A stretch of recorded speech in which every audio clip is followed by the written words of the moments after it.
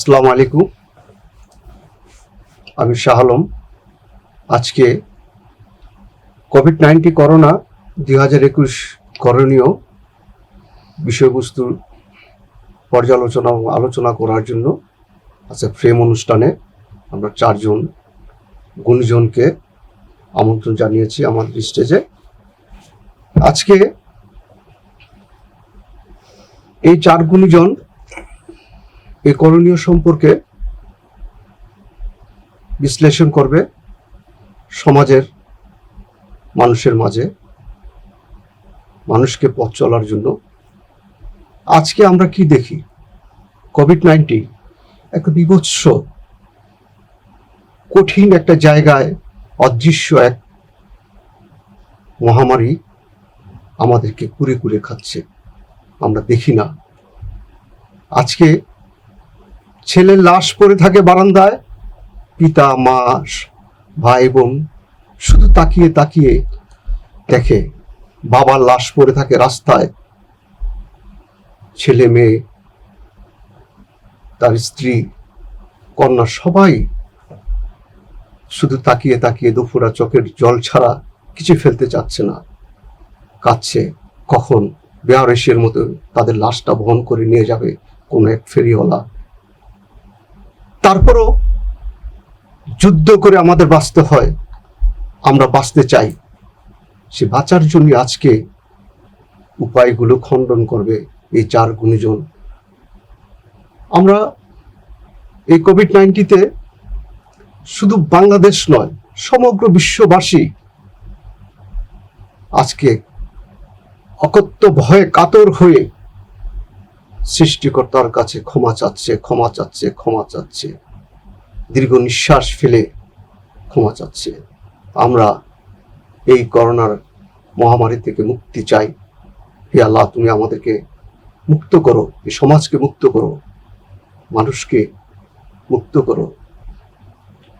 তুমি কি অসহায়ের কান্না শুনে এই পৃথিবীকে চাচ্ছ ফিরে নিতে? তুমি তোমার সৃষ্টির শ্রেষ্ঠ মানব জাতি আজ তোমার কাছে এই পৃথিবীকে, তোমার কাছ থেকে আবার এই পৃথিবীকে চেয়ে নিচ্ছে। তুমি আমাদের দিকে ফিরে তাকাও, এই পৃথিবীকে নির্ভরযোগ্য বিভিন্ন রোগ মুক্ত করে তুমি আমাদেরকে আবার পূর্ণ বাসস্থান করে দাও।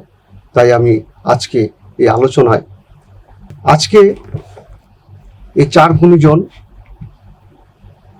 এই পৃথিবীর মানুষের কল্যাণে কথা বলবে, যারা তাদের এই সংগঠনের মাধ্যমে আসছেন। আমরা সেই সংগঠনকে সাধুবাদ জানাই। শ্রী শ্রী ঠাকুর অনুকূল চন্দ্র সৎসঙ্গ, নারায়ণগঞ্জ জেলা সৎসঙ্গ থেকে 4 গুণীজনকে আমরা আমন্ত্রণ জানিয়েছি আমাদের ফ্রেম অনুষ্ঠানে, দেশ বিদেশের আজকের মানুষের জন্য কিছু বলার জন্য। যারা শুধু মানুষকে ভালোবেসে, মানুষকে উপদেশ দিয়ে, মানুষকে সহযোগিতা করে আসছেন, এমন একটা সংগঠন নারায়ণগঞ্জে, যার নাম শ্রী শ্রী ঠাকুর অনুকূল চন্দ্র সৎসঙ্গ, নারায়ণগঞ্জ জেলা সৎসঙ্গ থেকে। আমি পরিচয় করে দিচ্ছি, শ্রী অবিনাশ চন্দ্র সাহা, ধর্মযাজক, কেন্দ্রীয় সদস্য, শ্রী শ্রী ঠাকুর অনুকূল চন্দ্র সৎসঙ্গ, হিমায়তপুর, পাবনা। তারপর আছেন শ্রী বিপ্লব ঘোষ, সাংগঠনিক সম্পাদক, নারায়ণগঞ্জ জেলার সৎসঙ্গ, আনন্দরাম সনাতন। এরপর আছেন আমাদের মাঝে খুব কুশলী একজন, যার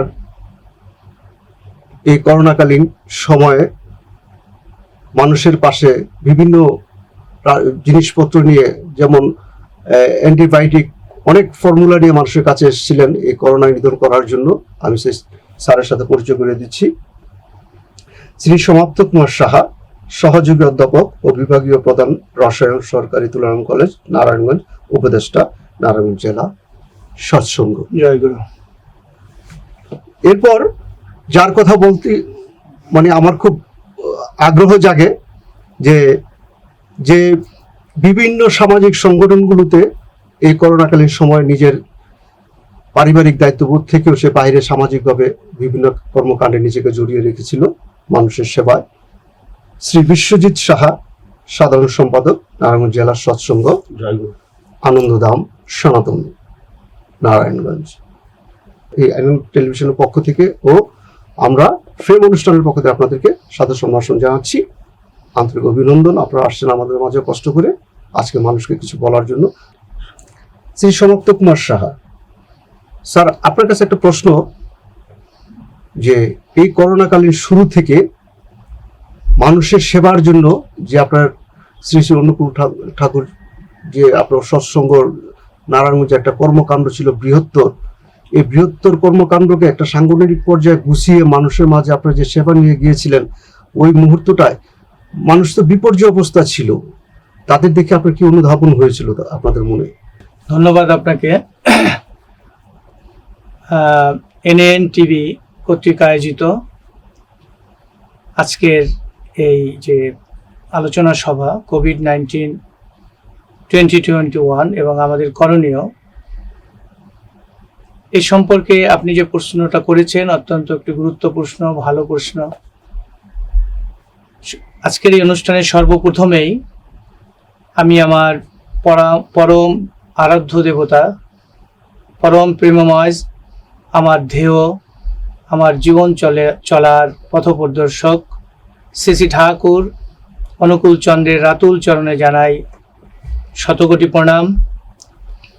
আমি ধন্যবাদ জানাই, কৃতজ্ঞতা জানাই এই অনুষ্ঠানে এনএন টিভি কর্তৃপক্ষকে, চেয়ারম্যান সহ এই টেলিভিশনের মিডিয়ার সকল কর্মকর্তা, কর্মচারী, টেকনিশিয়ান যারা এই অনুষ্ঠান পরিচালনা করছেন, এবং বাংলাদেশ সহ সারা বিশ্বের শ্রোতা ভক্তমণ্ডলী সকলকে আমার আনন্দিত জয়গুরু।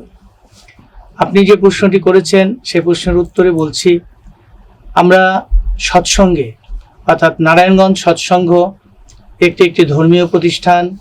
এই প্রতিষ্ঠান শুধু ধর্মীয় প্রতিষ্ঠান নয়, আমরা ধর্মীয় কাজের সাথে সাথে আত্মমানবতার সেবায় সকল ধরনের সামাজিক কার্যক্রমে আমরা অংশগ্রহণ করে থাকি। এই মন্দিরটি যখন স্থাপিত হয় সেই সূচনা লগ্ন থেকেই আমরা আত্মপ্রীতদের সেবায় সবসময় ঝাঁপিয়ে পড়ি। আজকে বাংলাদেশ সহ সারা বিশ্বব্যাপী যে কোভিড-19 যে মহামারী, যে মরণঘাতী যে ভাইরাসে সংক্রামিত হয়ে সারা বিশ্বের লক্ষ লক্ষ প্রাণ জীবন আজকে বিসর্জন হচ্ছে, আবাল বৃদ্ধ বনিতা, তাদের প্রতি জানাই শ্রদ্ধা এবং কৃতজ্ঞতা বোধ, তাদের আত্মার শান্তি কামনা করছি। আমরা বিভিন্ন পদক্ষেপ নিয়েছি। 2020 সালের মার্চ থেকে যখন বাংলাদেশে এবং এই নারায়ণগঞ্জের আলজয়নার প্লাজা থেকে যখন রোগী শনাক্ত হয়, অর্থাৎ এই নারায়ণগঞ্জ ছিল আপনার করোনা ভাইরাসের একটা হটস্পট, এবং প্রথম দিকে নারায়ণগঞ্জেই আমাদের অনেক লোক এখান থেকে মারা যায়। আমার বাসা জামতলাতে, বাসায় যখন শুয়ে থাকতাম, বসে থাকতাম, সেই অ্যাম্বুলেন্সের শব্দ শুনলেই হৃদয়টা প্রকম্পিত হয়ে উঠত। সেই দিন রাত অ্যাম্বুলেন্সের যখন শব্দ শুনি তখনই দেখতাম অলিগলি পাশ দিয়ে রোগী নিয়ে যাচ্ছে। এই সমস্ত দৃশ্য দেখে ঠাকুরের আদর্শে অনুপ্রাণিত হয়ে আমরা সৎসঙ্গী, নারায়ণগঞ্জের সৎসঙ্গী যারা আছি, সকলে মিলে আমরা সিদ্ধান্ত নিলাম সম্মিলিতভাবে যে এই ব্রতে, বিপদের দিনে মানুষকে কিভাবে সহায়তা করা যায়। তাই আমরা কতগুলো অ্যাকশন প্ল্যান বলেন, আমাদের করণীয়, সেই সম্পর্কে আমরা কোনো সিদ্ধান্ত নিলাম এবং আমরা ঝাঁপিয়ে পড়লাম এই আত্মমানবতার সেবায়। এর মধ্যে রয়েছে আমাদের আপনার এই যে স্যানিটাইজার প্রদান সহ, আমি নিজে একজন রসায়নবিদ, আমি ফর্মুলেশন জানি, যার জন্য আমার এর জন্য এটা খুব সুবিধা হয়েছে। এই করোনাকালীন সময়ে আমি ঢাকা থেকে সে রাসায়নিক দ্রব্যাদি সংগ্রহ করে আমার ল্যাবরেটরিতে ফর্মুলেশন করে আমি নারায়ণগঞ্জ সৎসঙ্গে এই স্যানিটাইজার সরবরাহ করেছি, আজ পর্যন্ত করে যাচ্ছি। যারা আত্মপীড়িত মানুষ তাদেরকে আমরা এগুলো বিনা পয়সায় সরবরাহ করছি। এরপরে আমরা অক্সিজেন সিলিন্ডারের ব্যবস্থা করেছি, আমাদের ফোন নাম্বার দেওয়া আছে, যারা যখনই ফোন করে অথবা আমরা যখন খবর পাই তখন তাদের বাসায় আমরা এই অক্সিজেন সিলিন্ডার সরবরাহ করে আসছি। এছাড়াও আমরা বিভিন্ন সময় আপনার শীতার্তদের মধ্যেও আমরা বিভিন্ন সময় শীতবস্ত্র আমরা সরবরাহ করে থাকি। আপনার অবগতির জন্য জানাচ্ছি, আমাদের যে পাবনা কেন্দ্রীয় সৎসঙ্গ আশ্রম এই কোভিড-19 উপলক্ষে ইতিমধ্যে প্রধানমন্ত্রীর কার্যালয়ে কিন্তু আমরা অর্থ দান করেছি। ওখানকার যে স্থানীয় এমপি মহোদয়, তার ফান্ডে আমরা টাকা দিয়ে যাচ্ছি এবং প্রত্যেক সৎসঙ্গে আমরা সক্রিয়ভাবে যে যেখানেই আছি না কেন আমরা এই মানবতার সেবায় কাজ করে যাচ্ছি। আমি এই আপনার এই যে আপনার সিলিন্ডারের যে বিষয়টা আছে, যে এটা এই সাপোর্টটা কিভাবে আপনারা দিতেন, আমি বিশ্বজিৎদার সাথে আপনার কাছে আসতে চাচ্ছি। যে সিলিন্ডার আনুষঙ্গিক যে সমস্ত জিনিসগুলো ছিল, এই বিষয়গুলো আপনারা কিভাবে, আপনারা কি কোনো এলাকা বেস বা যে কোনো ডিস্ট্রিক্ট জেলা থেকে যদি আপনাদের কাছে একটা ফোন নাম্বার পেয়ে আপনারা কিভাবে সাড়া দিতেন সবারটাকে? ঘটনাটা হচ্ছে কি, যে কোভিড-19 যখন ব্যাপকভাবে এই মহামারী বিস্তার লাভ করলো, তখন আমরা দেখতে পাচ্ছি, হ্যাঁ সবাই দেখতে পাচ্ছি যে অক্সিজেনের জন্য হাহাকার, কোথাও অক্সিজেন পাচ্ছে না, অক্সিজেনের অভাবে রোগী মারা যাচ্ছে এবং আমাদের সামনে আমাদের অনেক আপনজনকে আমরা অক্সিজেনের অভাবে মানে চলে যেতে দেখেছি। তারই ধারাবাহিকতায় আমরা আমাদের কমিটির সম্মিলিতভাবে আমরা একটা ভার্চুয়াল মিটিং এর মাধ্যমে একটা সিদ্ধান্ত নিই যে ঠাকুর যেহেতু বলেছেন যে মানব সেবাই হচ্ছে পরম ধর্ম, আজকে যেভাবে মানুষগুলি চলে যাচ্ছে, আমরা যদি তাদের পাশে যদি আমাদের নিজেদের বিবেকের ধারণায় যদি আমরা যদি তাদের পাশে একটু না দাঁড়াই, তাহলে নিজের কাছে সবসময় একটা অপরাধ বোধ কাজ করবে। ঠাকুর বলছেন যে তুমি যদি ভালো থাকো, অন্যেরা যদি হয় নিপাত, তোমার থাকা কি সুষ্ঠু রবে, আসবে কিন্তু তাতেই আঘাত। তা আজকে আমি যদি ভালো থাকি, অন্যের পাশে যদি আমি না দাঁড়াই, তাহলে কিন্তু আজকে যাদের এই সমস্যাটা সেটা কিন্তু আমার কাছেও আসতে পারে অবশ্যই। সেই বিষয়টা থেকে আমরা চিন্তা করলাম যে আমাদের এখানে কিছু অক্সিজেন যদি আমরা নিজেদের অর্থায়নে যদি আমরা কিছু মজুত করি, প্রাথমিকভাবে যাতে আমরা তাদেরকে সাপোর্টটা দিতে পারি, সেজন্য আমরা প্রায় 10 থেকে 12টা সিলিন্ডারের ব্যবস্থা করেছি নিজেদের অর্থায়নে, এবং সেটা মন্দিরে রেখেছি আমরা, এবং আমাদের নাম্বারগুলি দেওয়া আছে, এবং আমরা ফেসবুক, টুইটার, মেসেঞ্জার, হোয়াটসঅ্যাপের মাধ্যমে এগুলো অনবরত আমরা প্রচার করে যাচ্ছি। হ্যাঁ, এগুলি আমাদের অনেক জায়গা থেকেই, আমরা আসলে নারায়ণগঞ্জ জেলার ভিতরে এটা সীমাবদ্ধ রেখেছি, যেহেতু ঢাকা বা বিভিন্ন জায়গা থেকে বিভিন্ন জায়গায় আপনার ঠাকুরের একটা, কিন্তু সব জায়গাতে তো সবাই আবার অন্যান্য জায়গায় অন্যান্য প্রোগ্রাম হাতে নিয়েছে। আমাদের নারায়ণগঞ্জ জেলা সৎসঙ্গ এই অক্সিজেনের ব্যবস্থা করেছে এবং অন্যান্য জেলা আবার অন্যান্য ব্যবস্থা করেছে, ঠিক আছে। তো সেই হিসাবে আমরা চেষ্টা করে যাচ্ছি যে ঠাকুর মানে আমরা ঠাকুরকে যারা গ্রহণ করেছি, আমরা যারা সৎসঙ্গের অনুসারী, যে তুমি যদি তুমি প্রত্যেকের জীবন বৃদ্ধির সঙ্গী। সৎসঙ্গ মানেই হচ্ছে তুমি একজন আরেকজনের জীবন বৃদ্ধির সঙ্গী। অন্যে বাঁচায় নিজে থাকে, ধর্ম বলে জানিস থাকে। এখানে তো সবচেয়ে যে আমাদের প্রথম জিনিসটা ছিল আমরা মানুষ, হ্যাঁ আমরা কে মুসলমান, কে হিন্দু, কে খ্রিস্টান, কে বৌদ্ধ, এই জিনিসটা কিন্তু আমাদের, এই শিক্ষাটা কিন্তু আমাদেরকে কোভিড-19 দিয়ে গেছে। অবশ্যই আমরা কিন্তু সবাই সবার সাথে গিয়ে আমরা দাঁড়ানোর চেষ্টা করছি, অবশ্যই, তাই না?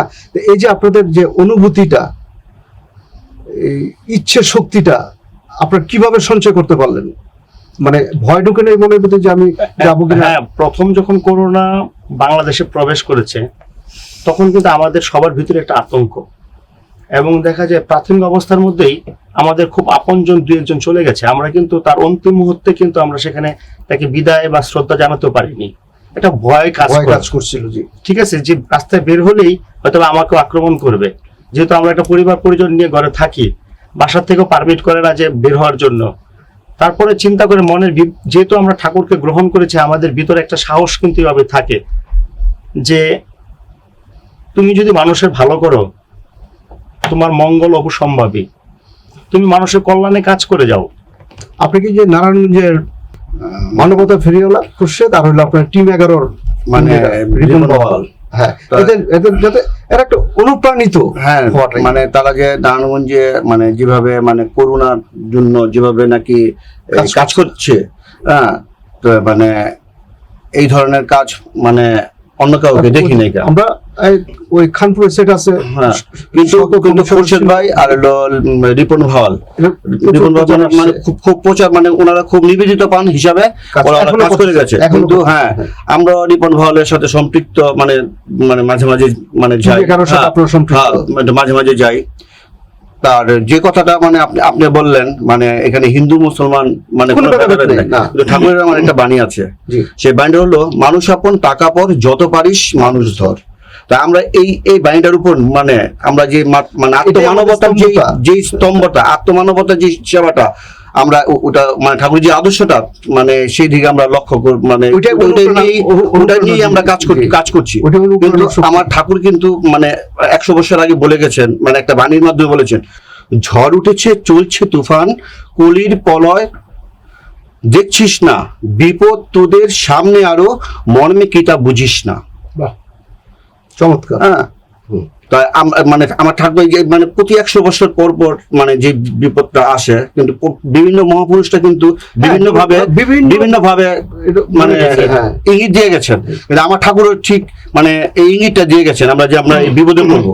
প্রত্যেকটাই এই যে আপনার যে খ্রিস্টান বলেন, বৌদ্ধ বলেন, তাদের যে মহামানব যারাই ছিল, যেমন আমাদের মধ্যে 1400 বছর আগে তারা বলেছে আমরা যে 5 ওয়াক্ত নামাজ অজু করি, হাত ধুই, মুখ ধুই, এই যে নিয়মগুলো আসলে কিন্তু আমরা ধর্ম থেকে একটু সরে গেছিলাম।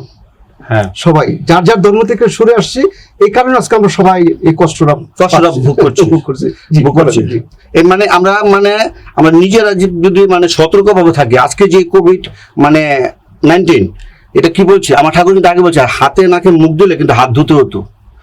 আমরা যদি কিন্তু সদাচার ভাবটা, যদি আমাদের ভিতরে যে সদাচার ভাবটা থাকতো, তাহলে কিন্তু আমরা এই জিনিসগুলো এখন কিন্তু করোনা হলে কি করি আমরা হাত ধুতে হয়, তারপরে মানে ভয় করতে হয়, সবকিছু করতে হয়। কিন্তু এটা আমার ঠাকুর কিন্তু অনেক আগে বলে গেছে তারা। আর আমরা মানে যতটুকু চেষ্টা করছি মানুষের মানে পাশে এসে দাঁড়াতে, নানুর শাখা সৎসঙ্গ, তা ঠাকুর আয়টা বাণীতে বলে গিয়েছিলেন, পড়শিরা তো নিপাক যাবে, তুই বেঁচে সুখ খাবি বুঝি, যা ছুটে যা তাদের বাঁচা, তারাই যে তোর বাঁচার পুঁজি।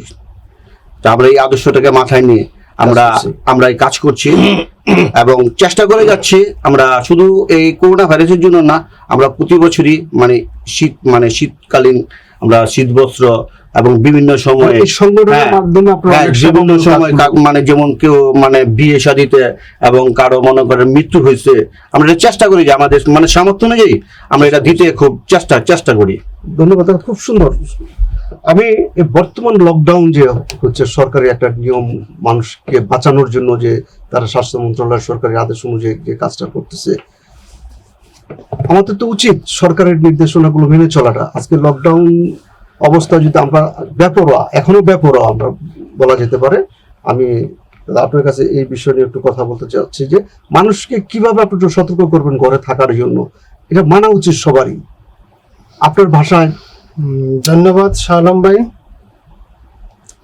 আপনি আজকে আমাদেরকে যে সুযোগটা করে দিয়েছেন, সেই পরিপ্রেক্ষিতে বলতে চাচ্ছি, শ্রী ঠাকুর অনুকূলচন্দ্র তার 81 বছর জীবনে হাজার হাজার বাণী রেখে গেছেন। সেই বাণীগুলির মধ্যে একটা বাণী বলছি আমি, সদাচারের রত নয়, পদে পদে তার ভয়। আজকে আমাদের সরকার, বাংলাদেশ সরকার কোভিড-19 করোনার পরিস্থিতির কারণে যেভাবে টিভিতে, রেডিওতে প্রচার করছে যে আমাদের সতর্ক থাকার জন্য, সাবান দিয়ে হাত ধোয়া, মাস্ক ব্যবহার করা, মাস্ক ছাড়া বাড়ির বাহিরে না যাওয়া, নিজেকে সতর্ক রাখার জন্য এই সদাচারটা বলতে এই বোঝায় যে তিনি আগেই বলেছেন যে তুমি যা ব্যবহার করবে তা অন্য কেউ ব্যবহার করবে না। তুমি যে শার্ট, যে প্যান্ট, যে বিছানা যাই ব্যবহার করবে সেটা তুমি অন্য কাউকে ব্যবহার করতে দিবে না। ভাইরাসটা এইভাবেই ছড়িয়ে যায়। কাজেই তুমি সদাচার পালন করলে রোগ সুখ ব্যাধি জড়া তোমাকে কোনো কিছু করতে পারবে না। যেমন আজকে কোভিড-19 কারণে আমাদের যেভাবে ডেকেছেন, কোভিড-19-এ শুধু আমরা সৎসঙ্গের সতর্কতা নিয়ে কাজ করছি না, আমরা প্রতিনিয়ত আপনি 80 যে বন্যা ছিল, সেই বন্যাতেও আমাদের বিশাল সাড়া জাগিয়েছে সে 88-এর বন্যা।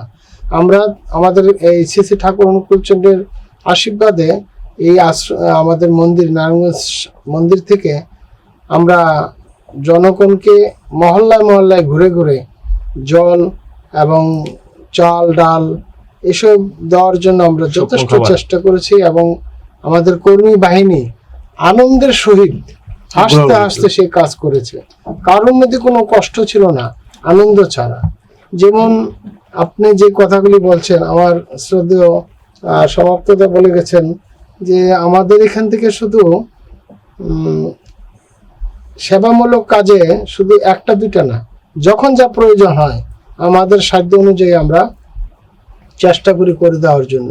যেমন এখন কোভিড-19 গত যে 1 বছর আগে যে অবস্থাটা ছিল, খুব মারাত্মক অবস্থা ছিল, প্রাথমিক অবস্থায় কেউ কারোর মৃত্যু শুনলে বা কোভিড-19 আক্রমণ করলে কেউ কারোর কাছে পৌঁছতেন না। পিতার লাশ পড়ে আছে হ্যাঁ। বারান্দায়, মা বাবা আর যারা আছে সবাই চোখের পানি ফেলা ছাড়া কিছু ছিল না তাদের সামনে। হাসপাতালে যখন শুনতে পারতো যে তার রিলেটিভ কেউ মারা গেছেন, তারা ধারে কাছেও যেতেন না। কেন যেতেন না? সে ভাবতেন যদি আমাকে আবার আক্রমণ করে। আমি কিন্তু আপনি যে একটু আগে রিপেন বাওয়াল খুরশেদ ভাইয়ের কথা বললেন, সত্যি তাদের কথা বলে শেষ করা যাবে না। তারা অতুলনীয় ব্যক্তি। তারা যে দুইটা গ্রুপ করেছে, সেই গ্রুপগুলি প্রশংসনীয় জায়গা। প্রশংসনীয় মানে এখানে এই বিষয়ে না, আপনার কাছে দাদা, আসবে এখন একটু। এখানেই শেষ না। আপনি শুধু তারা যখনই শুনছে যে কোথাও এরকম আক্রমণ করেছে এবং মারা গেছে, তো সাথে সাথে তারা দৌড়িয়ে গেছে। এই রিপন বাউল ভাইয়ের যে টিমটা, আমাদের নারায়ণগঞ্জ জেলা শাখা সৎসঙ্গের উপদেষ্টা শ্রদ্ধেয় সুভাষচন্দ্র সাহার মেয়ে থাকে অস্ট্রেলিয়া, তার নাম হলো টুম্পা সাহা। সে অস্ট্রেলিয়া থেকে এই রিপন বাওয়ালের টিমের জন্য 16টা পোশাক, মানে যেটাকে বলে যেটা ব্যবহার করে মানে লাশদের ধরতে যায়, আচ্ছা, আচ্ছা, বলেন। সেই পোশাকগুলি পাঠিয়েছে সেই অস্ট্রেলিয়া থেকে। সেই পোশাকগুলি আমাদের সাংগঠনিক সম্পাদক, সাধারণ সম্পাদক তাদের কাছে পৌঁছে দিয়েছে। এই সেবার জন্য দাদা কখনো আমরা পিছপা হই না। কেন? আমাদের লক্ষ্য একটাই, আমাদের কোনো ভয় নেই, কারণ আমাদের ঠাকুর আছে। আজকে যে আপনার কাছে আসছে, আজকেও কিন্তু লকডাউন, কঠিন লকডাউন চলছে, তার মধ্যে আমরা চিন্তা করি না, আমরা একটাই ভরসা, মেসেজ দেওয়ার জন্য আসছি। হ্যাঁ, ঠাকুর অনুকূল চন্দ্র আছে। আমাদের মানুষের পাশে দাঁড়াতে হবে, মানুষের কাজে এগিয়ে যেতে হবে। আমাদের প্রায় 100 কর্মী আছে নারায়ণগঞ্জে, যখন যা প্রয়োজন ডাকলেই কিন্তু তারা আনন্দের সহিত সাড়া দেয়। আমাদের কোনো দ্বিধাবোধ নেই, আমরা নিঃসন্দেহে নিশ্চিন্তে তার উপর ভরসা করে আমরা কাজ করার চেষ্টা করি। তাই ঠাকুর বলছেন, কর নির্ভর হও নির্ভয়। আমরা তার উপর নির্ভর করে নির্ভয়ে আমরা কাজ করে যাওয়ার চেষ্টা করছি। আমি বিশ্বজিৎ আপনার কাছে একটা প্রশ্ন নিয়ে আসছে, এই যে আজকে লকডাউন, তারপর কেন মানুষ শুনছে না, মাস্ক ব্যবহার করছে না? এটা দিয়ে অনেক বিতর্ক হচ্ছে। এটার সম্পর্কে জনসচেতনের একটু আপনি যদি বলতেন, আরো হওয়া উচিত কিনা? আসলে বর্তমানে যে এখন কঠিন লকডাউন চলছে, মানা উচিত। আজকে যে মানা তো অবশ্যই উচিত। আসলে আরেকটা দিকে বিবেচনা করতে গেলে যে আজকে অনেক মানুষ কিন্তু দেখেন, অনেকের কাজ নেই, অনেকে বাসায় বসে আছে, পরিবার পরিজনকে চালাতে তাদের অনেক খুব কষ্ট হচ্ছে। আমাদের কাছে অনবরত কিন্তু ফোন আসতেছে যে আমরা তো জানি যে আমাদের নারায়ণগঞ্জ জেলা সৎসঙ্গ যদিও একটা ধর্মীয় প্রতিষ্ঠান, পাশাপাশি আমাদের সামাজিক কর্মকাণ্ড এবং মানবতার জন্য আমরা কিছুটা করে থাকি সংগঠনের পক্ষ থেকে। সেই হিসাবে আমাদের কাছে কিন্তু প্রতিনিয়ত ফোন আসবে, এটাই আসে। কিন্তু আমরাও চেষ্টা করছি যে একটা মানুষ যখন অনেক কষ্টে কিন্তু আমাদের কাছে ফোনটা দিতে বাধ্য হয়, তারা চেষ্টা করে আসলে যখন পেটে ক্ষুধার্ত থাকে, যখন বাচ্চা ছেলেগুলি যখন মুখের দিকে তাকায়, তখন তারা ভাবে যে আসলে কি করব, এখন তো না চেয়ে উপায় নেই, অনেকটা বাধ্য হয়ে কিন্তু আমাদের কাছে ফোনটা করে। তখন কিন্তু আমরা তাদের ফোনগুলি পেয়ে আমাদের ভিতরে তারা যতটা না কষ্ট পায়, আমাদের ভিতরটাও ততটাই কষ্ট অনুভব করি আমরা। তো সেই হিসেবে থেকে আমরা আমাদের নারায়ণগঞ্জ জেলা সৎসঙ্গের পক্ষ থেকে কিন্তু এখনো যারা একেবারে নিডি ফ্যামিলি, আসলে এরকম একটা সবাইকে সম্ভব না, একটা সংগঠন সরকারি ভাবে ছাড়া এটা কোনোভাবে সম্ভব না। তারপর আমাদের সাধ্যমতো অন্তত অলরেডি আমরা 500 পরিবারকে 10 কেজি করে চাল, 2 কেজি করে ডাল, একটা সামগ্রী, মানে অন্তত এক সপ্তাহ যাতে একটা পরিবার খেতে পারে সেই হিসাবে কিন্তু আমরা অলরেডি দিয়ে যাচ্ছি। সুন্দর। আমি দাদা, আমি স্যারের কাছে একটু আসবো, এই প্রশ্ন যে আমি আসবো আপনার একটা বিষয় নিয়ে, সেটা হচ্ছে যে এই লকডাউন কেন মানুষ মানতে চাচ্ছে না? মানুষকে মানা উচিত। আজকে এই বিপর্যয় থেকে বাঁচতে হলে আমাদের 15 দিন কষ্ট করতেই হবে, 1 মাস কষ্ট করতে হবে, অন্যথায় আমরা কিন্তু একেবারে বিলীনের পথে চলে যাব। আমি এটা সম্পর্কে আপনার কাছ থেকে আসতে চাই। আমি চাই সরকারি নীতিমালাগুলো মানুষ অন্তত 2টা সপ্তাহ একটু মেনে চলুক কষ্ট করে। জি স্যার। খুব সুন্দর, আমি শুনছিলাম, দাদারা তো বলেছেন এবং আমি একমত আপনার সাথে। প্রথমত হচ্ছে যে আগে জীবন, প্রথম আমাকে চিন্তা করতে হবে যে আমাকে আগে বেঁচে থাকতে হবে। বেঁচে যদি আমি থাকি তাহলে আমি উপার্জন করতে পারবো, আর উপার্জনের জন্য যদি আমি বেরিয়ে আমার জীবনটা চলে যায় সেটি খুব সাংঘাতিক। তা এখন প্রশ্ন যেটা হচ্ছে, সরকার কর্তৃক ঘোষিত যে কঠিন লকডাউন, আমি ব্যক্তিগতভাবে বিশ্বাস করি এটি আমাদের শতভাগ মেনে চলা উচিত।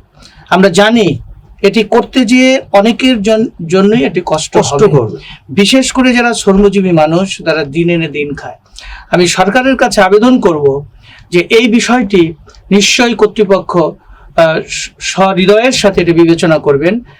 অথচ আমি সকলকে আহ্বান জানাচ্ছি, বাংলাদেশের 17-18 কোটি মানুষকে আহ্বান জানাচ্ছি, সরকারের যে কর্তৃক আরোপিত যে বিধিনিষেধ কঠিন লকডাউন, এটি আমাদের সকলের মেনে চলা উচিত। আমি খুব মাঝে মাঝে বিস্মিত হই আমি যখন দেখতে পাই রাস্তায় লোক বের হয়। আমরা এই প্রসঙ্গে অত্যন্ত প্রাসঙ্গিক বলা হবে যে বিশ্বের অনেক দেশে কিন্তু করোনাকে নিয়ন্ত্রণ করতে পেরেছে, এবং সেটি পেরেছে শুধুমাত্র তাদের সরকার কর্তৃক যে গৃহীত পদক্ষেপ সেটি জনগণ মেনে চলেছে বিধায়। তাই এখানে আমাদের আরো সচেতন হওয়া দরকার। আমি নতুন প্রজন্ম, বিশেষ করে ইয়াং জেনারেশন, যাদের বয়স এই 16 থেকে 30 বছরের মধ্যে, তাদের মধ্যে একটি ডেসপারেট ভাব দেখা যায়। তারা মনে করে, তারা নিজেরা চিন্তা করে যে হয়তো তারা সংক্রামিত হবে না। কিন্তু আমি বলতে চাই, আমরা যদি বিজ্ঞান বিশ্বাস করে থাকি, আমরা বিজ্ঞান যদি বুঝি, তাহলে কিন্তু যে কোনো বয়সের যে কোনো লোক এই ভাইরাস দ্বারা সংক্রামিত হতে পারে, শুধু কম বা বেশি।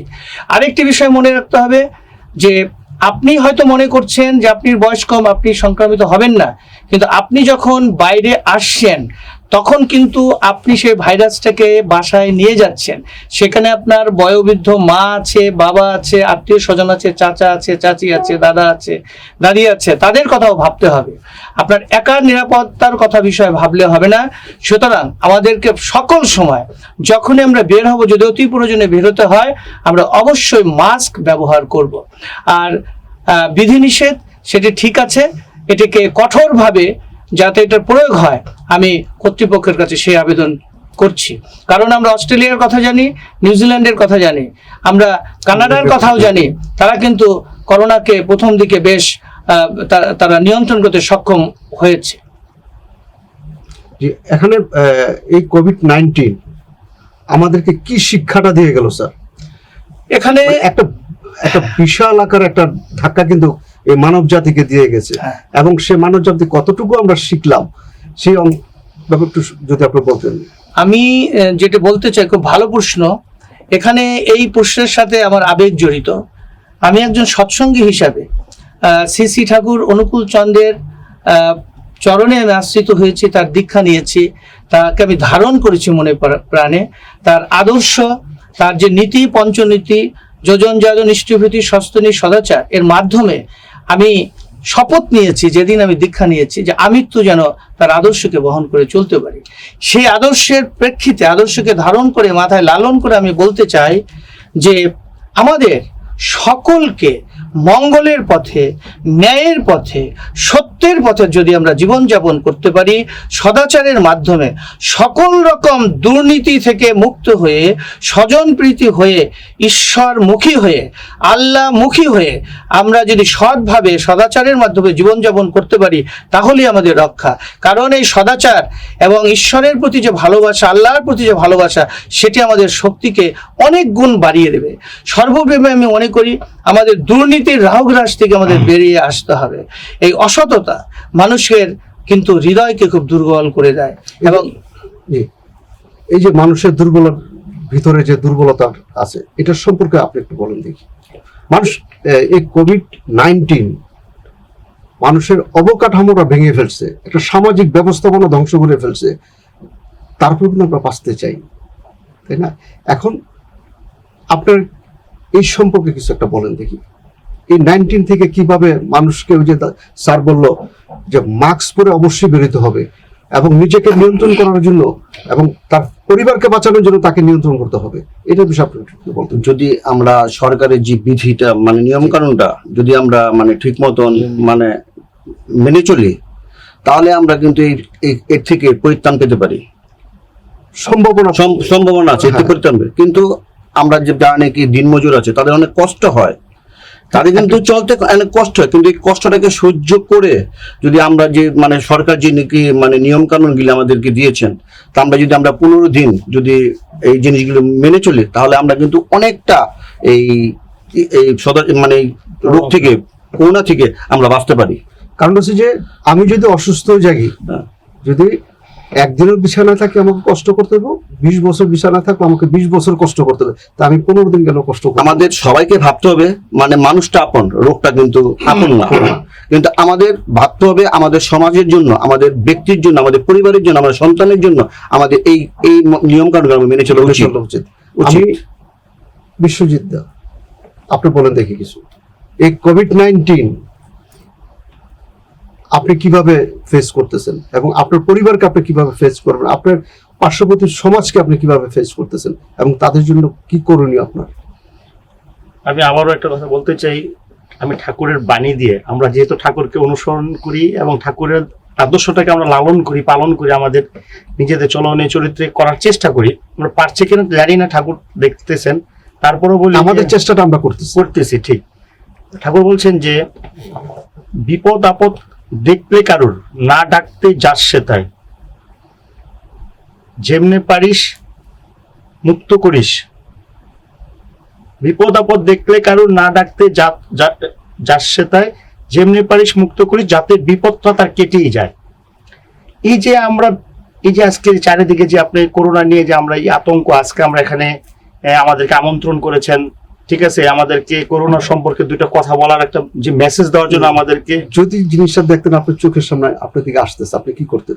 এই দেখা এটা ভয়, মানে আসলে যে করোনা কিন্তু এখন কিন্তু আগে প্রথম অবস্থায় যে মানুষের ভিতরে যে একটা আতঙ্ক বা যে একটা ভয় কাজ করতো, এটা কিন্তু এখন কিন্তু এখন না, এখন কিন্তু সেই ভয়টা অনেকটা দূর কমে গেছে, কিন্তু তার সচেতনতা কিন্তু কিছু কাজ করেছে, আর বিশেষ করে আমি বাংলাদেশের প্রধানমন্ত্রী জননেত্রী শেখ হাসিনাকে আমি আমার অন্তরের অন্তঃস্থল থেকে তাকে আমি শ্রদ্ধা জানাতে চাই যে আজকে উনি যেভাবে বিশ্বের অনেক উন্নত কান্ট্রিতে এখনো ভ্যাকসিন পাচ্ছে না, তিনি আমাদের সাধুবাদ, হ্যাঁ, অল্প সময়ের মধ্যে কিন্তু বাংলাদেশে উনি আমাদের জন্য কিন্তু বিনামূল্যে এই ভ্যাকসিনের ব্যবস্থা করেছেন। সেটা কিন্তু একটা বিরল দৃষ্টান্ত, অনেক সেটা কিন্তু মানে এটা আমাদের সবাইকে এক বাক্যে স্বীকার করতে হবে। এটা তার এই যে এই দূরদর্শিতা, আজকে অনেক উন্নত কান্ট্রিগুলো অবাক হয়ে গেছে যে আমরা তো উন্নত কান্ট্রি, অথচ বাংলাদেশের মতো মানুষগুলোতে তার বিনামূল্যে ভ্যাকসিন পাচ্ছে। আমাদের অনেক ফ্রেন্ড তো খুব আন্দোলন চলতেছে, এটা আন্দোলন চলতেছে, আমরা পাচ্ছি ফ্রি পাচ্ছে। হ্যাঁ, আমার এক ফ্রেন্ড থেকে কানাডা থাকে, ওরা কিন্তু এখনো ভ্যাকসিন পাচ্ছে না, অথচ আমাদের জন্য ভ্যাকসিনের জন্য কিন্তু দেখা যায় মানে আমাদের যেখান থেকে ভ্যাকসিন দেওয়া হতো তারা ভয়ে অনেকে যায় নাই, প্রথম ভ্যাকসিন নিতে চায় নাই, যে কি মনে করে, যে কি মনে করতেছে যে ভ্যাকসিন নিলে যদি আবার আমাদের কোনো সমস্যা হয়, রিয়েক্ট করে, এই জন্য কিন্তু প্রথম অবস্থা অনেকে নিতে চায় না। এই কারণে কিন্তু অনেক এখন কিন্তু মানুষের ভিতরে কিন্তু সচেতনতা চলে আসছে। হ্যাঁ, এখন কিন্তু ভ্যাকসিনের জন্য কিন্তু সবাই কিন্তু লাইন ধরে আছে। তো এই জন্য আসলে এই করোনা আসবে, সেটা থাকবে, ভূতকে সৃষ্টি করতে হবে সকলের, এটার কোনো বিকল্প নাই। হ্যাঁ, এক্স্যাক্টলি। এই জন্য একটা বলা আছে যে ঠাকুর একটা বানিয়ে মনে পড়েছে, এই জন্য যে স্পর্শ দোষে বীজাণু দেয়, স্পর্শ দোষে বীজাণু দেয় সংস্রবেতে মন, এই বুঝে তুই 40-50 বুঝলি বিচক্ষণ। কথার অর্থটা কি বুঝতে পারছেন? যে আমাদের স্পর্শ দেশে বীজাণু থাকবে। ঠাকুর কিন্তু 100 বছর আগে যে কথাগুলো আমাদেরকে সতর্ক করে দিয়েছেন যে হাতে মুখে আঙ্গুল দিলে সাথে সাথে হাত ধুতে হবে। তুমি বাইরে থেকে তুমি ঘরে ফিরতেছো, সাথে সাথে ভালো করে হাত পা ভালো করে ধৌত করে ঘরে প্রবেশ করো।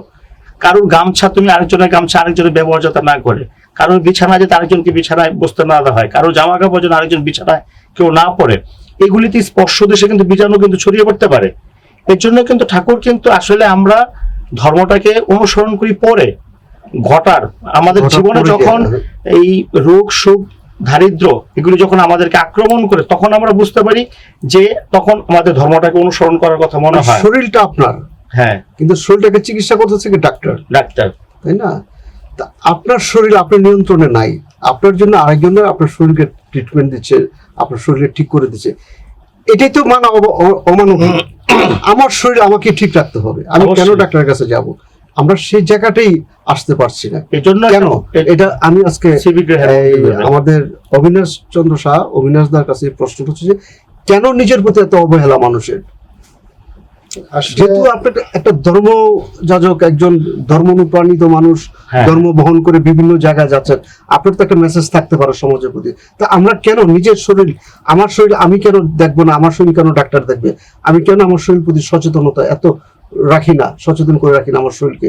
আমার শরীরে কেন আমি ঠিক রাখতে পারি? এটার বিষয়ে যদি আপনি একটু বলেন। ধন্যবাদ শালম ভাই, আপনি যে কথাটা বললেন, আমরা কেন নিজেকে রক্ষা করতে পারি না। নিজে, এটা তো এটাই বিষয়টা। দেখেন, এই যে করোনা ভাইরাস অর্থাৎ কোভিড-19 যে পরিস্থিতি, এটা কিন্তু এমনি এমনি করে আসেনি। না না না, এটা কিন্তু আজকে দেখেন করোনা ভাইরাস কোন, যক্ষা কোন, যুগে এক একটা জিনিস এক নিয়ে একটা আসতেছে। জিনিস হ্যাঁ, তারা আসে, আসে। যখন এটার কোনো ভ্যাকসিন ওষুধ তৈরি হয় না, এটা চলতেই থাকে। ঠিক করোনা ভাইরাস কিন্তু এভাবে আসছে, এটা কিন্তু আমাদের কর্মফলের কারণে আমাদেরকে হ্যাঁ, আল্লাহ স্বাভাবিক। সৃষ্টিকর্তা- আমাদের কর্মফলের কারণে এইডস আসছে, আর্সেনিক আসছে, ক্যান্সার আসছে, হ্যাঁ, করোনা আসছে, এগুলি কিন্তু আসতে আমাদের আসতে কর্মফলের কারণে এরা সৃষ্টিকর্তা এগুলি দিতে বাধ্য করেন, কেননা আমরা যেন সতর্ক হই। সতর্ক হই।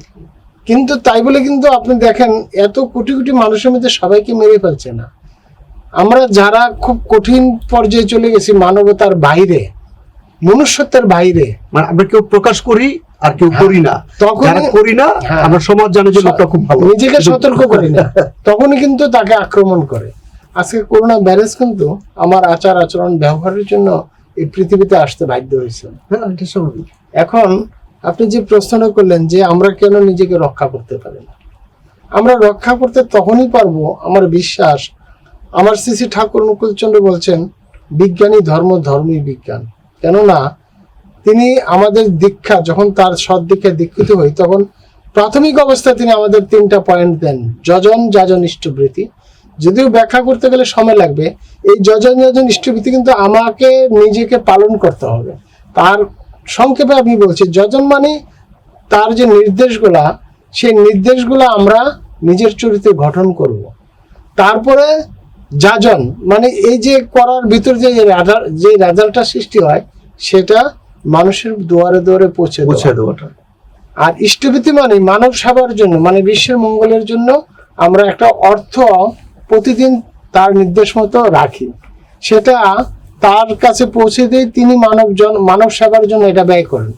এই জিনিসটা যদি আমরা পালন করি, সদাচার, সত্য, মানে নিজেকে সঠিক পথে পরিচালনা করি, মনুষ্যত্ব বজায় রেখে, মানবতা বজায় রেখে, যে কথাটা আমার দাদা একটু আগে বলছিলেন বাণীতে, অন্যে বাঁচায় নিজে থাকে, ধর্ম বলে জানিস তাকে। আমি একা বাঁচলে চলবে না, আমাকে অন্যকে বাঁচানোর জন্য এগিয়ে যেতে হবে। কেউ না কিন্তু আসছে, যেমন এই যে রিপন বাওয়াল, খুরশেদ ভাই, তারা কি মরে যাচ্ছে? তারা কিন্তু মানুষের সেবা করে সেবা করে যাচ্ছে, হ্যাঁ। সুনাম অর্জন করেছে এবং ভালো আছে। কিন্তু নিজেকে রক্ষা করতে হলে ওনারা যেরকম ওই পোশাকটা, কি নাম জেনে বলে পোশাকটা, পিপি ব্যবহার করে এগিয়ে গেছে, তাদের কিন্তু কোনো রকম আক্রমণ করেনি।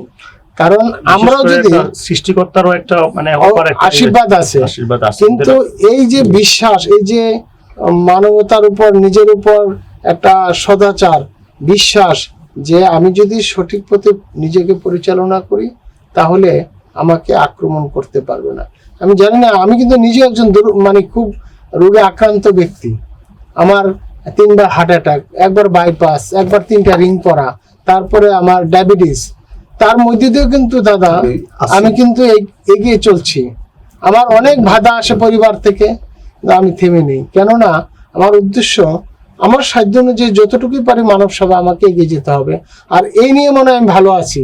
আর এই জন্য আমাদের এই যে সাধারণ সম্পাদক, সাংগঠনিক সম্পাদক, আমাদের উপদেষ্টা, সমাপ্তদা, তাদের উৎসাহিতে কিন্তু আমাকে বেরোতে হয়। আমি একটু আসছি স্যার আপনার কাছে।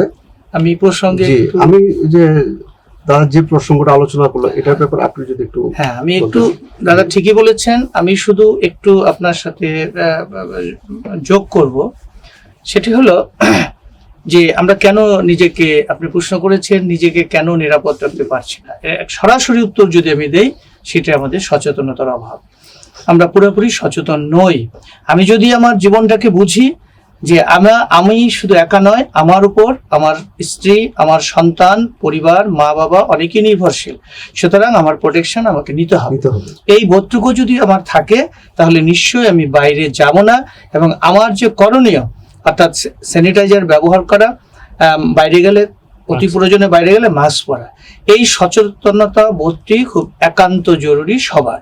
এটি নাই বিধায় আমরা এটা শতভাগ পালন করতে পারছি না, নাম্বার ওয়ান। আরেকটু কথা দাদা এখানে আমি বলতে চাই, সেটি হলো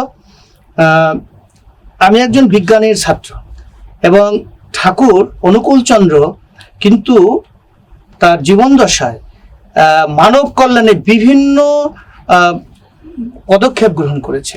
তার মধ্যে একটি ছিল আপনার বিশ্ববিজ্ঞান কেন্দ্র, এবং সেখানে এই ভারতীয় উপমহাদেশের বিশিষ্ট বিজ্ঞানী সত্যেন বসু, প্রশান্ত কুমার মহলানবিশ, এরা একবার আসছিলেন হেমায়েতপুরে। এসে তারা খুব অভিভূত হয়েছিলেন, এবং তারা বলেছেন যে হিমায়তপুরের মতো একটি অজপাড়াগাঁয়ে যে এই যে বিজ্ঞান বিশ্ববিজ্ঞান কেন্দ্র যে আয়োজন, এটি তারা অভিভূত হয়েছিলেন। এখানে আমি একটি কথা বলতে চাই এই প্রসঙ্গে। আমার ঠাকুর বলছেন যে একটি সমাজ, একটি দেশ যদি আধ্যাত্মিকতা এবং জড়বিজ্ঞান এই দুইটি বিষয়ে যদি সমন্বয় সাধন করতে না পারে, তাহলে সেই সভ্যতাটা পরিপূর্ণতা আসে না। এই প্রসঙ্গে ঠাকুর বলছেন যে একজন মানুষ দু পা ছাড়া কিন্তু কখনো পূর্ণাঙ্গ মানুষ হতে পারে না, সে কিন্তু ঠিক মতো হাঁটতে পারে না। অর্থাৎ জি জি এই যে দাদা বললো একটা মানুষ পূর্ণাঙ্গ হতে গেলে দুপা ছাড়া কোনো হাঁটতে পারে না। আবার একটা কথা বললো যে পাবনা, তাদের যে আপনার বিশাল একটা সাংগঠনিক কাজ, এটার সম্পর্কে দেখে আপনি একটু বলেন দেখি। আমাদের যে মানে চমৎকার, আমাদের কিন্তু কিছু আমাদের যে point out করে নাকি গেছে। আমাদের মানে হেমায়তপুর যেটা নাকি আমাদের কেন্দ্র, এখান থেকে কিন্তু মানে বিশাল ভাবে মানে মানব সেবা করে যাচ্ছে, এবং আপনি কি কখনো গিয়েছিলেন? হ্যাঁ, আমি অনেকবার গিয়েছি, যেহেতু আমার প্রেমময়ের জন্মস্থান, আমাকে যেতে হয়, হ্যাঁ, বৎসরে যেতে হয়। হ্যাঁ, তো এই যে সদাচার যেটা বললো, মানে আমাদের শ্রদ্ধেয় অবিনাশ দা যেটা বললো, তো সদাচার সম্পর্কে আমার একটা ঠাকুর একটা বাণী মানে আমার মনে পড়লো, শ্রী বিগ্রহের মন্দির ভেবে যত্ন করিস শরীরটাকে, নিষ্ঠা নিপুণ সংস্থা সুস্থ রাখিস, বিধি মাফিক চালাস থাকে। হ্যাঁ, যে বাণীটা মানে আমরা যদি সেই বাণীটা যদি আমরা ওইভাবে মানে নিজের মানে শরীরে ধারণ করি, হ্যাঁ, মানে চরিত্রে যদি ধারণ করি, তাহলে কিন্তু আমরা সবাই কিন্তু সচেতনতা বোধ করতে পারি, বুঝছেন? আমি বিশ্বজিৎ দা, এই যে আমাদের আসলে এই যে আমাদের সৎসঙ্গ, হ্যাঁ, আমাদের এই যে সৎসঙ্গ মাথায় রাখতে হবে এটা যেহেতু আমরা নারায়ণগঞ্জ জেলা সৎসঙ্গ থেকে একটা টিম আমাদেরকে আমন্ত্রণ জানিয়েছেন, সেই হিসাবে কোভিড-19 2021 আমাদের করণীয় কি, ঠিক আছে, সেটাকে সামনে রেখে আমাদের বর্তমানে আমাদের কি কর্তব্য, আমাদের প্রতি প্রত্যেকটা মানুষের কি করণীয়, সেটাকে আমাদের আগে প্রত্যেকটা মানুষকে নিজেদের যে মানুষের সবচেয়ে বড় শ্রেষ্ঠ আদালত হচ্ছে মানুষের বিবেক। এই বিবেক মানুষকে কিন্তু যদি একবার মানুষের তাড়না, যে বিবেকের তাড়নায় যদি মানুষকে আক্রমণ করে, তাহলে কিন্তু সে কিন্তু কখনোই কিন্তু ভালোভাবে জীবনযাপন করতে পারে না। আজকে যে মহামারী চলছে, আমি সবার কাছে এবং প্রত্যেকটা মানুষের কাছে বিনীতভাবে অনুরোধ করব যে এই মহামারীতে আপনার আশেপাশে অনেক মানুষ আছে, আপনি তাদের খোঁজ খবর রাখুন। আমি ঘরে ভালোভাবে খাচ্ছি, আমার পাশে একটা না খেয়ে মানুষ দিন যাপন করছে, হ্যাঁ, এটা কিন্তু ধর্ম হলো না, এটা কিন্তু মানুষের বিবেক হলো না। আজকে একটা যে দরিদ্র পরিবারটা যেভাবে জীবনযাপন করছে, কালকে যে আমার এই অবস্থাটা হবে না সেটা কিন্তু আমরা বলতে পারবো না। আজকে আমরা কেন্দ্রীয়ভাবে আমাদের একটা সৎসঙ্গ, এটার কেন্দ্র হচ্ছে পরমতীর্থ হিমায়তপুর পাবনা, সেখানে কিন্তু প্রতিনিয়ত আমাদের সেখানে প্রতিদিন শত শত মানুষ কিন্তু সেখানে সেবা পাচ্ছে। কে হিন্দু, কে মুসলিম, কে বৌদ্ধ, কিন্তু বড় কথা নয়। ঠাকুর বলছেন আমি কোনো সাম্প্রদায়িকতা বিশ্বাস করি না। ঠাকুর সবার জন্য, হ্যাঁ, ঠাকুর বলছেন হিন্দু ধর্ম, মুসলমান ধর্ম, খ্রিস্টান ধর্ম, বৌদ্ধ ধর্ম ইত্যাদি কথা আমার মতে ভুল, বরং সবগুলি মত কোন মতের সাথে কোন মতের প্রকৃতপক্ষে বিরোধ নেই। ভাবের বিভিন্নতা রকম পেট। আমরা প্রত্যেকটা মহাপুরুষ যখন পৃথিবীতে আসে, তারা মানুষের মঙ্গলের জন্য আসে এবং মঙ্গলের রাস্তাগুলি আমাদেরকে দেখিয়ে দেন। সেই পথে চললে আমাদের সবারই মঙ্গল হয় এবং সবারই কল্যাণ হয়, সে যে ধর্মেরই হোক। একজন প্রেরিত পুরুষ যারা আসেন তাদের যে কথাগুলি, এগুলি কিন্তু কোনো ব্যক্তি বিশেষ ধর্মের জন্য নয়, এগুলি সমষ্টিগত সকল ধর্মের জন্য। আজকে হযরত রসুলের বাণীগুলি যিনি দিয়ে গেছেন মানুষের জন্য, হযরত রসুলের যে বাণীগুলি, এগুলি কিন্তু শুধু, আমি মনে করি এটা শুধু মুসলমান ধর্মের জন্য, আমি মনে করি এটা আমার নিজের জন্য। কারণ এই কথার ভিতরে আমার মঙ্গল, আমার একটা ভালো রাস্তা, যে রাস্তা দিয়ে গেলে আমি আলোর সন্ধান পাবো, সেই রাস্তাটা তিনি আমাদেরকে দেখিয়ে আমাদের গেছেন। রাসূল তো বলছে যে আমি মানব কল্যাণের জন্য আসছি। তো মানব কল্যাণটা কি? শুধু হিন্দু, মুসলমান, খ্রিস্টান বৌদ্ধ না, না, সবাই। সমগ্র জাতির জন্য। তো এই যে মহামানব গুলো যারা পৃথিবীতে আবির্ভাব করছে, তারা কিন্তু একক কারোর জন্য না। না, সব তাহলে মানুষের কথাগুলো জন্য। আমাদেরকে মানা উচিত তাদের। কারণ হচ্ছে তারা এই যে বাণীগুলো দিয়ে গেছে, এই বাণীগুলো যারা সদাপূর্ণভাবে ব্যবহার করতে পারছে, আমার মনে হয় তারাই আজকে সঠিক পথে পথ চলতে পারতেছে। অবশ্যই। তাই না? এই যে বিষয়গুলো, এই বিষয়গুলো কিন্তু খুব মর্মান্তিক। এই মানুষের কাছে এই জিনিসগুলো সহজভাবে পৌঁছে দেওয়াটার দায়িত্বই কিন্তু হুম। আপনাদের যারা ধর্মযাজক অবশ্যই। আছে, তাই না? কারণ এই যে যারা ধর্মবাহক, যে আমাদের এখানে বলে যারা হিন্দু বা আপনাদের ধর্মযাজক, এই যে একটা দুই পক্ষ দেখা যায় যে কঠোরপন্থীরা লেগে যাচ্ছে। হুম হুম হুম। কেন লেগে যাচ্ছে? তারা এটা এখন বিষয়টাই হচ্ছে যে মানে সে তার বক্তব্যটা মেনে নিতে পারতেছে মেনে না, নিতে আর পারছে সে না। তার বক্তব্যটা মেনে নিতেছে। একটু যদি তারা স্মরণ শক্তিকে ব্যয় করে, যারা এটা তো মহামানব আসছে সবার জন্য, সবার জন্য। আমি কেন বিবাদ করব, কেন সৃষ্টিকে ধ্বংস করব আমি, তাই না? এই আজকে জায়গাটা এই মহামারী করোনাতে কিন্তু দেখেন যে যারা ডাক্তার, যারা নার্স, যারা হ্যাঁ, হ্যাঁ, সেখানে আসলে সে হিন্দু, কে খ্রিস্টান, হিন্দু, কে মুসলমান, মুসলমান, কে বৌদ্ধ, খ্রিস্টান, সেটা কিন্তু দেখা বিবেক না, করছে না, না। না, না, না। আগে মানুষগুলিকে বাঁচাতে হবে, বাঁচাতে হবে। এটাই হচ্ছে পরম ধর্ম। আমার সামনে অসুস্থ রোগী, আগে তাকে বাঁচাতে আর হবে। সে কোন ধর্মের সেটা কিন্তু বিবেচ্য বিষয় নয়, সবার আগে হচ্ছে ওকে বাঁচাতে হবে, এই মানুষটাকে বাঁচাতে হবে, এটাই হচ্ছে আমার পরম ধর্ম।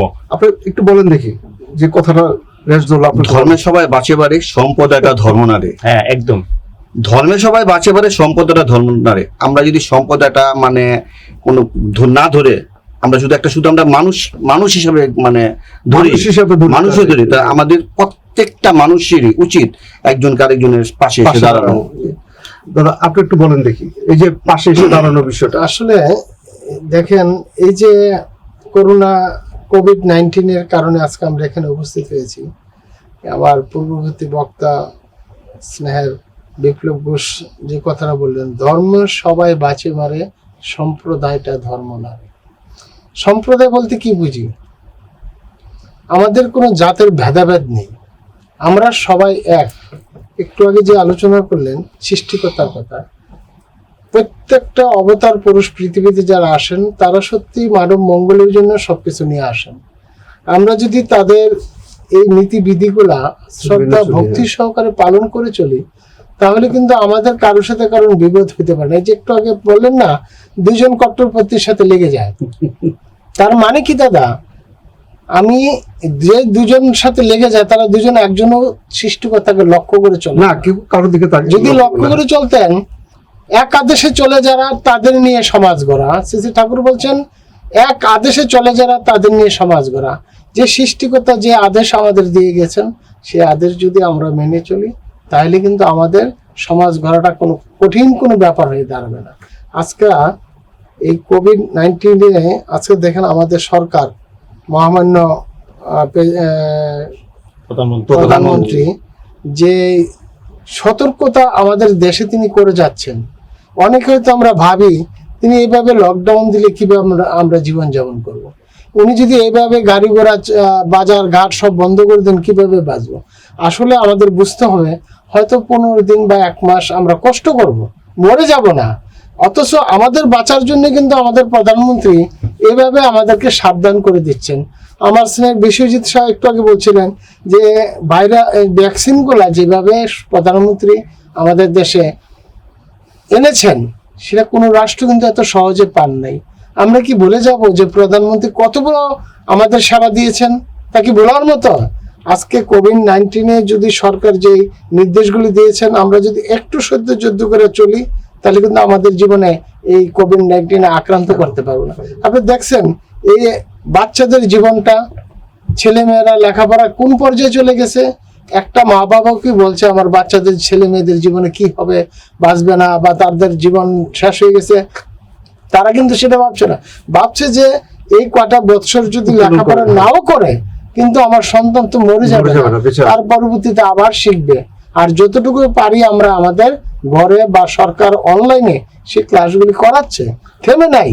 আমাদেরকে বাঁচতে হলে আমাদের প্রথম নীতি হলো সৃষ্টিকর্তার নির্দেশ মতো নিজেকে চালিয়ে যেতে হবে সততার ভিতর দিয়ে। আর দ্বিতীয় কথা হলো আমাদের প্রধানমন্ত্রী যে উপদেশ দিচ্ছেন প্রতিনিয়ত, সেই প্রধানমন্ত্রীর লক্ষ্য করে তার আদর্শকে আমাদের মেনে চললে আমরা ভালো থাকবো। তাই যেমন আমি রিক্সা দিয়ে আসতেছি, অনেক সময় রিক্সা উঠলে দেখি রিক্সাওয়ালারা মাস্ক ব্যবহার করে না। তখন আমি ভাই দিয়ে বলি, ভাই তুমি একটা সাধারণ মানুষ, কত মানুষ নিয়ে তুমি বহন করে চলছো, কার মধ্যে কি আছে তুমি বলতে পারবে না, আমিও পারবো না। কাজী ভাই কষ্ট করে মাস্কটা লাগিয়ে, আমার কষ্ট হয়। তোমার যদি কষ্ট হয় বাবা, মরে যাবে না যদি মাস্কটা লাগাও। হয়তো প্রয়োজনে যখন প্যাসেঞ্জার নেমে যাবে তখন মাস্কটা নিয়ে একটু নামিয়ে তুমি নিঃশ্বাস ফেলো। এইভাবে মেনে চলো বাবা, ভালো থাকবে, তুমি ভালো থাকবে, তোমার পরিবার ভালো থাকবে, সমাজ ভালো থাকবে। এই না হলে আমাদের কিছু হবে না। আমি স্যার আপনার কাছে আসতে চাচ্ছি, প্যাথেটিক একটা জিনিস যেটা আপনার বার্তায় সমাজ উপকৃত হবে, মানুষ সচেতন হবে, এবং আমি চাই আপনার দূরদর্শিতা, মনের সাহস সবকিছু মিলে আবেগ জড়িয়ে মানুষকে আপনার, আমি জানি যে আপনি করোনা আক্রান্ত ছিলেন, যে হয়তো শুরুটা মনে হয়েছিল আমি যে পৃথিবী থেকে চলে যাব, আমি আমার সন্তানকে একটু স্পর্শ করতে পারতেছি না, তাকে কাছে ডাকতে পারতেছি না, আমার স্ত্রীকে আমি জড়িয়ে ধরতে পারতেছি না, মাকে সামনে আনতে পারতেছি না, প্রতিবেশী হয়তো দূর থেকে যখন আমার দিকে তাকায় আমি অসহায়ত্বর মতো ভাবছি এই যে পৃথিবী ছেড়ে আমি চলে যাব। সেই কষ্ট থেকে বেরিয়ে আসাটা, সাহসের সঞ্চালনটা আপনি কিভাবে করলেন, কিভাবে আপনি এইভাবে ফিরে আসলেন, এবং সেই বিষয়বস্তুগুলো যদি আজকে একটা মেসেজ আকারে মানুষের কাছে পৌঁছে দিতেন, মানুষ যাতে সচেতন হতে পারে, এবং যারা করোনা আক্রান্ত হচ্ছে তারাও যাতে ভয় না পায়, সাহস না পায়, সাহস না হারায়, যাতে করোনা কোনো একটা রোগ না, স্বাভাবিক 8-10টা রোগের মতো, এই সাহসটুকু যাতে তাদের ভিতরে থাকে, এই সম্পর্কে আপনি একটু যদি আমাদের বলতেন। ধন্যবাদ আপনাকে, খুব সুন্দর প্রশ্ন করেছেন। আসলে আমার অভিজ্ঞতার আলোকেই আপনার প্রশ্নের উত্তর আমি দেব। সেটা হলো যে এই যে মার্চ মাসের 23 তারিখ, 2021-এর মার্চ মাসের 23 তারিখ আমি ইনফেক্টেড হই, করোনা পজিটিভ, এবং 26 তারিখে রিপোর্ট হয় আমার ওয়াইফের, তিনিও করোনা পজিটিভ হন। আমার বাসায় আমি, আমার স্ত্রী, আমার এক ছেলে আর এক মেয়ে থাকে। যেদিন আমি শ্রোতা ভাই বোনদের দেশ এবং বিদেশের সকলের কাছে আমি অনুরোধ করছি আমার একটু বার্তাটি মনোযোগ দিয়ে শোনার জন্য। হয়তো কিছুটা উপকার হলেও আপনাদের হতে পারে আমার এই বার্তা থেকে। তো সাথে সাথে আমি যেদিন ইনফেক্টেড হলাম, আমি খুব বিচলিত হইনি, সত্যিকার অর্থে বিচলিত হইনি, ভয় একটু কাজ করেছে। ঠিক আমার শ্বশুরবাড়ি খুলনা, আমি আমার শ্বশুরবাড়িতে ফোন দিলাম, আমার মেয়ে ক্লাস 3-তে পড়ে, বয়স 11 বৎসর, আদর্শ সরকারি শিশু প্রাথমিক বিদ্যালয় নারায়ণগঞ্জে। আমি ফোন দিলাম আমার মেয়েটিকে নিয়ে যাওয়ার জন্য। সে তাৎক্ষণিকভাবে বিশেষ ব্যবস্থাপনায় সে আমার মেয়েটিকে ঠিক খুলনা থেকে রওনা দিয়ে আমার বাসায় নারায়ণগঞ্জ জামতলাতে যখন পৌঁছালো তখন ভোর 5টা 5:30 বাজে। ঠিক আমি আমার মেয়েকে স্পর্শ করতে পারি নাই, দূর থেকে তাকে করুণ চোখে আমি তাকে বিদায় দিলাম, অস্ত্র সজল চোখে। আমার মেয়েকে অত্যন্ত ভালোবাসি, সে আমাকে ছাড়া রাত্রে ঘুমাতে পারে না। সে আমার দিকে তাকিয়ে, তার চোখ দিয়ে তখন শুধু চোখের জল বইতেছিল, কিন্তু কোনো কথা সে বলতেছিল না। আমি শুধু তাকে বললাম ভারাক্রান্ত হৃদয়ে, মা তুমি ভালো থেকো, সাবধানে থেকো, আমি ভালো হয়ে যাব। এইভাবে আমার মেয়েকে আমি আইসোলেশনে পাঠিয়ে দিলাম খুলনাতে। আমার ছেলে আমার ছেলে সে ক্লাস 7 থেকে 12 ক্লাস পর্যন্ত ভারতের চেন্নাই শহরে পড়াশোনা করেছে। 12 শেষ করে সে বাংলাদেশে এসেছে ঠিক এবং পরম পিতার কৃপায় সে ওখানে থাকতেই সে কানাডাতে একটা ইউনিভার্সিটিতে পড়ার জন্য অফার লেটার পায়। সে বাংলাদেশে চলে আসে, কিন্তু করোনা এই সংকটকালের জন্য তার ভিসাটা পাইতে বিলম্বিত হচ্ছিল, এম্বাসি বন্ধ ছিল, হাই কমিশন বন্ধ ছিল, বিভিন্ন কারণে ভিসা সে পায়। আমি নিরুপায় হয়ে সেই ছেলেকে আমি নারায়ণগঞ্জ ক্লাবে 16 দিন রাখলাম। নারায়ণগঞ্জ ক্লাবে, কারণ নারায়ণগঞ্জে ওই অর্থে আমার কোনো আত্মীয় স্বজন ছিল না, থাকলেও আপনার অবগতির জন্য এবং আমি শ্রোতা বন্ধুদের অবগতির জন্য বলছি, এটি বাস্তব সত্য। কেউ এগিয়ে আসেনি, কেউ সেদিন আগে এগিয়ে আসেনি, আমার আত্মীয় স্বজন এগিয়ে আসেনি, আমার পাড়া প্রতিবেশী এগিয়ে আসেনি। হয়তো 2-1 টেলিফোনে খোঁজ খবর নিয়েছে, কিন্তু প্রকৃত অর্থে কেউ তখন শুভনোধ্যায়ী যারা আমার তারাও সেদিন এগিয়ে আসেনি। আমার পাশের ফ্ল্যাটে যারা ছিলেন তারাও কোনোদিন দরজা খুলে খোঁজ খবর নেয়নি আমি কি অবস্থায় আছি। এরকম একটি অবস্থায় আমার ছেলেকে নারায়ণগঞ্জ ক্লাবে আইসোলেশনে পাঠিয়ে দিলাম। প্রতিদিন 3,500 টাকা খরচ আমাকে বহন করতে হয়েছে। ঠিক একটি করুণ মুহূর্ত আমার জন্য।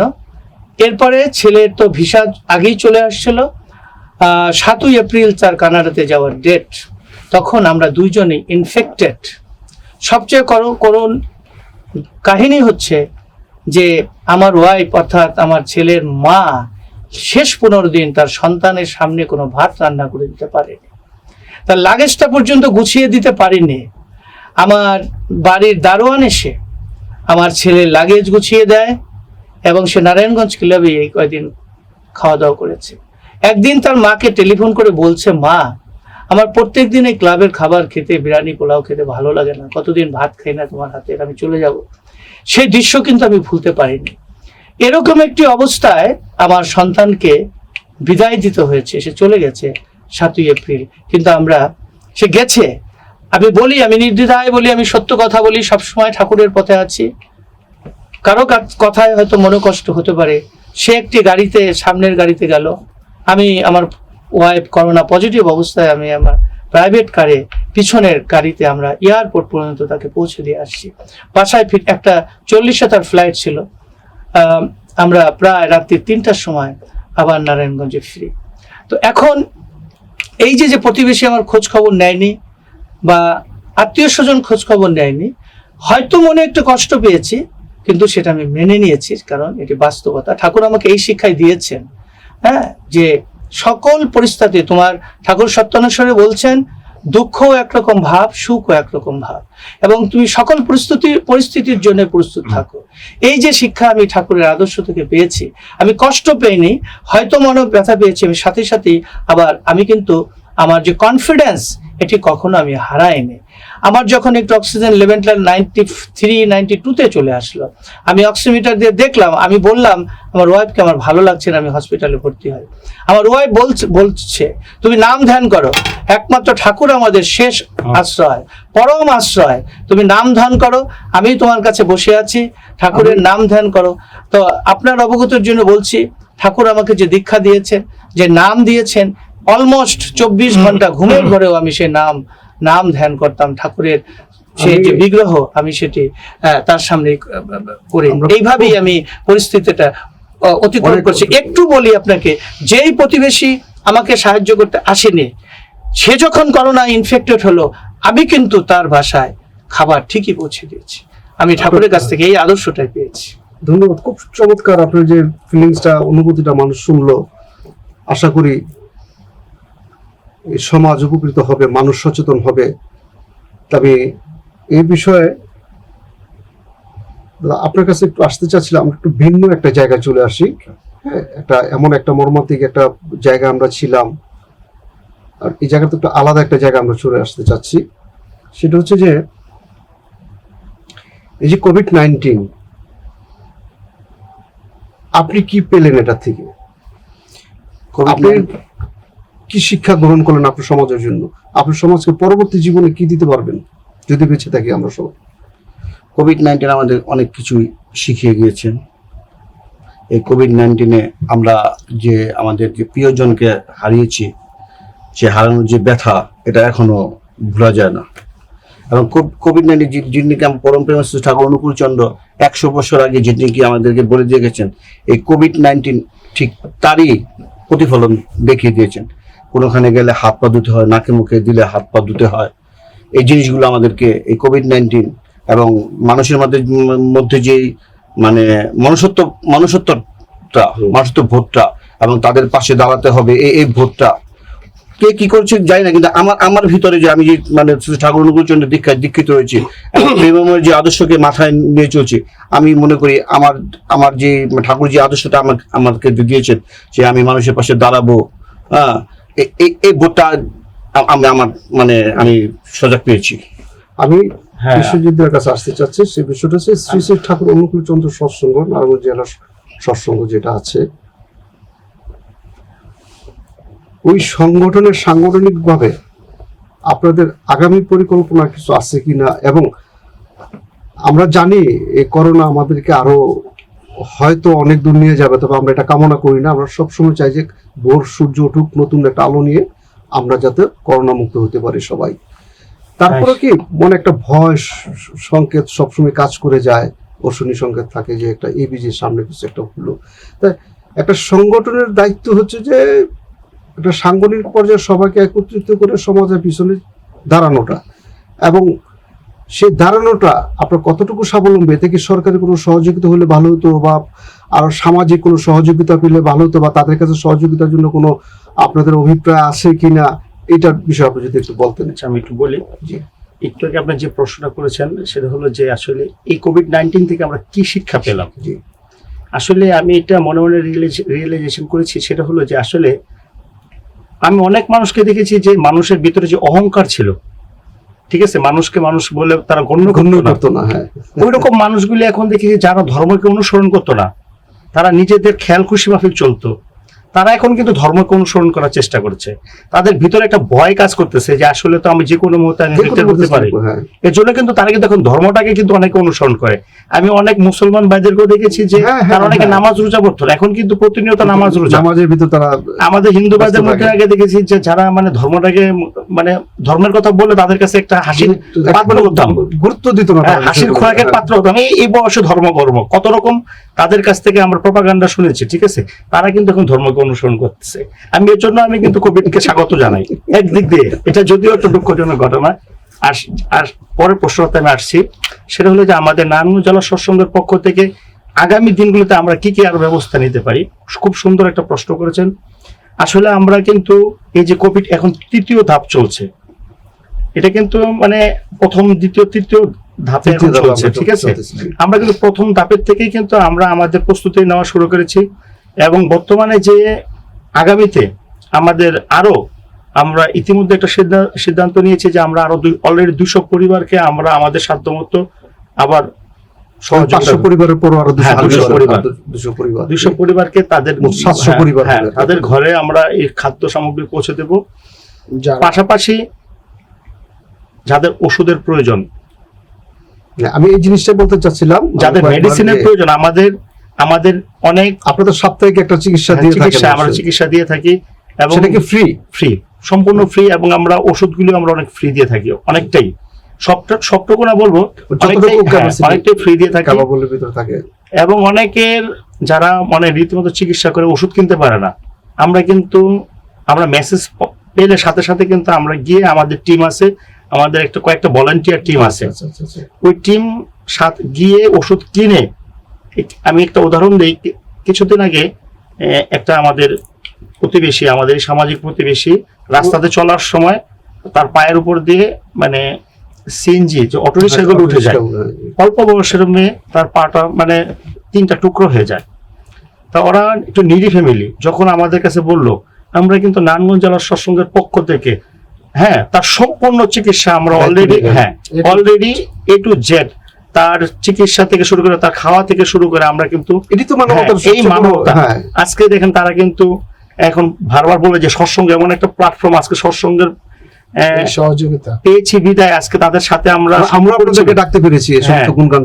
হ্যাঁ, আমরা কিন্তু করে আনন্দিত, মানে যতটুকু হ্যাঁ, না করার ভিতরে অনেক একটা ইয়ে আছে। আনন্দ অনুভব করেছি যে আসলে এই যে একটা মানুষের জন্য একটা মানুষের যে করাটুকু, এটা যে করে একটা ভালো কাজ করতে পারলে নিজের মনের ভিতর থেকে যেটা একটা অন্যরকম আমাদের অনুভূতি অনুভূতি সৃষ্টি হয়। সৃষ্টি হয়, জি। আর কি বলবো যে আসলে আমাদের প্রতি প্রত্যেকেরই নিজের বিবেককে জাগ্রত করা উচিত। আমাদের বিবেক অনেক সুপ্ত অবস্থায়, গোপন্ত অবস্থায় আছে। প্রত্যেকটা মানুষের বিবেককে জাগ্রত করা উচিত, তাহলে কিন্তু আমরা অনেকাংশে সফল হতে পারবো। আসলে কোভিড বলেন, আরো আমাদের সামনে যারা ভয়াবহ রোগ আসবে না তা কিন্তু আমরা বলতে পারবো না। এর থেকে আরো ভয়াবহ রোগ আমাদের সামনে মানে আসার জন্য মানে অপেক্ষায় আছে। সেগুলিকে এখনই কিন্তু আমাদের জন্য, আমি আবারও বলি যে প্রত্যেকটা পরিবার, প্রত্যেকটা মানুষ সদাচার এবং এই যে আমাদের যে নিয়মগুলি, যে বাইরে কোথাও গেলে হাত মুখ ধুয়ে ঘরে প্রবেশ করা, হ্যাঁ, কারোর বিছানা, কারোর চাদর, কারোর জামা কাপড় যেন আমরা একজনের তো আরেকজন ব্যবহার না করি। আমাদের সবার মাস্ক ব্যবহার করা উচিত, নিরাপদ দূরত্ব বজায় রেখে চলা উচিত, কারোর সাথে হুট করে হাত মেলানো উচিত না, কারোর সাথে দেখলেই করমর্দন করা উচিত না, ঠিক আছে? এগুলি কিন্তু আমাদের মাথায় সতর্ক রাখতে হবে। ধন্যবাদ আপনাকে, চমৎকার ভাবে আপনি বলছেন। তো আসলে এই সামাজিক সংগঠনগুলোর পৃষ্ঠপোষকতা প্রচুর দরকার হয়। আমাদের দেশে সেই পৃষ্ঠপোষকতার খুব অভাব। তারপর আপনারা যেভাবে কাজ করে যাচ্ছেন সমাজের জন্য, মানুষের জন্য, মানুষের কল্যাণের জন্য, এই জন্য আমরা আপনাদেরকে এনএন টেলিভিশনের পক্ষ থেকে আন্তরিকভাবে অভিনন্দন জানাই। এবং আপনাদের যে কোনো কর্মকাণ্ডকে আমরা সবসময় না, আমি জানি আমরা এনটিভি যারা প্রত্যেক কলা কুশলী যারা আছেন প্রত্যেক অন্তত আন্তরিকতার সহিত আমাদের নারায়ণগঞ্জ জেলা সৎসঙ্গের প্রত্যেকটা কর্মকাণ্ডে আমাদের পাশে থেকেছেন, আমাদেরকে অনুপ্রেরণা জুগিয়েছেন। সেজন্য আমরা নারায়ণগঞ্জ জেলা সৎসঙ্গ আসবো আপনাদের কাছ থেকে। আমি এর আগে আজকে আমার অভিব্যক্ত করলাম আপনাদের কাছে কোভিড-19 করোনার, এই 19 আমাদের যে শিক্ষা দিয়েছে, আমরা অনেক কিছু পেয়েছি, অনেক কিছু হারিয়েছি, তবে পাওয়ার চেয়ে বেশি হারিয়েছি কাছের মানুষগুলোকে, যাদেরকে আর কখনো ফেরত পাবো না। পৃথিবীতে মানুষ জন্মেছি, যারা মৃত্যুবরণ করেছি, পৃথিবীতে আর কখনো আসবো না। তাই আজকে আপনাদের প্ল্যাটফর্মে আপনাদের সাথে যুক্ত হয়ে আমিও বলবো, মানুষ অবহেলার কোনো পাত্র নয়। মানুষকে বুকে টেনে নিন, স্নেহ করুন, ছোট বড় সবাই, নবীন প্রবীণ তরুণ, কাউকে কখনো ছোট বড় বলে, জাত বলে বিভক্ত না করে আমরা মানুষ, এই পরিচয়টুকু যেন আমাদের থাকে। কারণ আমরা যতই কিছু করি না কেন পৃথিবীতে, পাহাড় সমতুল্য ডিগ্রি নিয়ে যদি থাকি, পাহাড় সমতুল্য প্রাসাদও যদি গড়ি, আমাদের রেখে যেতে হবে শুধু মানবতার ভালোবাসাটুকুই হয়তো সাথে যাবে। আমি মরে গেলে যেন আরেকজন বলে ওটা খুব ভালো ছিল, এইটুকু আমরা অর্জন করব সবার মাঝে। তাই আজকে এনএন টেলিভিশনের পক্ষ থেকে এবং আমার এই ফ্রেম অনুষ্ঠানের পক্ষ থেকে আপনাদেরকে সাদর সম্মান এবং অভিবাদন জানাচ্ছি। আজকে আমাদের দেশে এবং দেশের বাইরে প্রবাসীতে যারা আছেন, এনএন টেলিভিশনের এই ফ্রেম অনুষ্ঠানে আপনার কোভিড-19 করোনা 2021 করণীয় কি এই প্রসঙ্গে এবং এই প্রভাবকর প্রত্যেকটা কর্মকাণ্ড যেন নতুন একটা সূর্যের আলো নিয়ে আসে, কাল আর করোনা আসবে না এই শব্দটা নিয়ে আসে। এই জন্য সবাইকে বিদায় জানিয়ে আমি বিদায় নিচ্ছি। শাহ আলম, আসসালামু আলাইকুম।